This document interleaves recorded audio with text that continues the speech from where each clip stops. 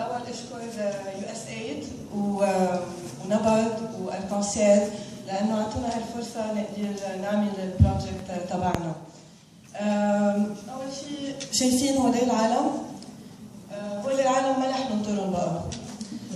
ما صرنا من اول ما خلقت بلبنان 30 سنه ربيت هون، عشت هون، وبقيت هون، وصارنا 30 سنه بشوف انه قاعدين ناطرين بطل ما بعرف من وين يجي يجي يخلصنا كلنا سوا. بتخيل 30 سنه از انف، لازم نبلش نعمل امورنا بايدنا. وهون بيجي helpforlab.com. هيدا الويب سايت بدنا نيجي نجمع 4 ملايين لبناني قاعدين بلبنان مع 16 مليون لبناني قاعدين حول العالم، بدنا نجمعهم تحت سقف واحد وتحت مشن وحده اللي هي انه يجوا ويضووا على عن جد شو عم بيصير على الارض، على عن جد شو عم بيصير مع الشعب. helpforlab.com هو اول اونلاين كراود فاندنج ويب سايت بالمنطقه واكيد بلبنان، يلي رح يكون عم بينشر قضايا لبنانيه انسانيه بيئيه واجتماعيه.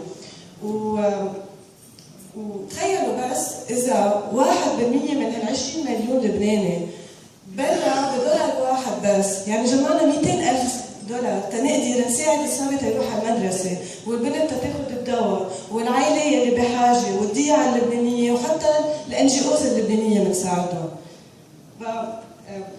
helpforlab.com كيف رح تمشي الاشياء؟ كثير سهله، وكل واحد منا، كل لبناني منا، كل شركه لبنانيه، كل لبنانيز سيلبرتيز بفوتوا على الويب سايت، بنقوا من الكورسز اللي منشورين على الويب سايت، بنقوا انا بساعد هالبنت، هيدي العائله، هيدا الرجال، هيدا الNGO، وبكبسه وحده حلوا كل المشكله، وحتى فيهم بكبسه وحده يخلصوا حياه حدا. هيدا helpforlab رح يبلش من لبنان، واذا قدرنا نفرجي انه اللبنانيين فيهم يساعدوا بعضهم، رح نحمل حالنا ونروح على تونس، ونروح على مصر، ونروح على سوريا، وعلى الاردن، وحتى على هايتي، ونطبق هذا البروجكت هونيك. يا جماعه ما لازم بقى ننطر حدا، ما لازم بقى ننطر ولا بطل يجي يساعدنا، لانه البطوله هي عنا، عن كل واحد منا وفينا. بقى خلينا نبلش